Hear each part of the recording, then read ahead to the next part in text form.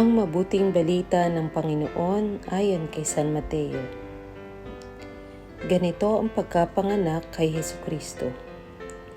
Si Maria na kanyang ina at si Jose ay nakatakda ng pakasal. Ngunit bago sila nakasal, si Maria ay natagpo ang nagdadalang tao. Ito'y sa pamamagitan ng Espiritu Santo. Isang taong matuwid itong si Jose na kanyang magiging asawa. Ngunit ayaw niyang mapahiya si Maria, kaya ipinasya niyang hiwalayan ito ng lihim. Samantalang iniisip ni Jose ito, nagpakita sa kanya sa panaginip ang isang anghel ng Panginoon.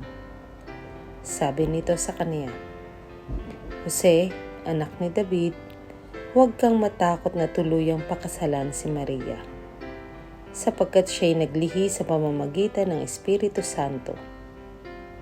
Manganganak siya ng isang lalaki at ito'y pangangalanan mong Jesus, sapagkat siya ang magliligtas sa kanyang bayan sa kanilang mga kasalanan."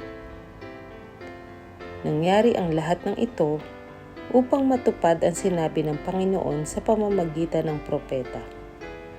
Maglilihi ang isang dalaga at manganganak ng isang lalaki, at tatawagin itong Emmanuel. Ang kahulugay, kasama natin ang Diyos. Nang magising si Jose, sinunod niya ang utos ng anghel ng Panginoon.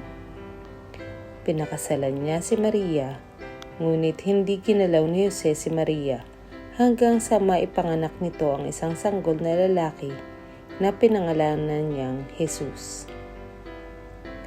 Ang mabuting balita ng Panginoon.